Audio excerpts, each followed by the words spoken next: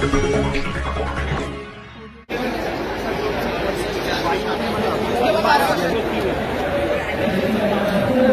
आहे 20 नोव्हेंबर म्हणजेच मतदानाचा दिवस आणि या दिवशी आपण नांदेड लोकसभा क्षेत्र त्याचप्रमाणे जिल्ह्यातील 9 विधानसभाची सार्वत्रिक निवडणूक यासाठी मतदान करणार आहोत।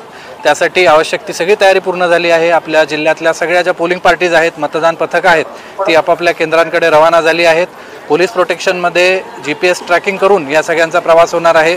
संध्याकाळी आता हे पोहोचून आपली मतदान केंद्र सगळी व्यवस्थित लावून घेतील आणि उद्या सकाळच्या मतदानासाठी तयार होतील। सगळ्या एवढा मोठा जे काही कारवाई आहे याचा सगळ्यात महत्त्वाचा उद्देश हाच असतो की आपल्या सगळ्या मतदारांना मतदान करण्यासाठी आवश्यक ती सगळी मदत व्हावी, त्यांच्यासाठी सुविधा उपलब्ध करण्यात याव्या आणि त्या अनुषंगाने मी आता सगळ्यांना आवाहन करतो की सगळी तयारी झालेली आहे।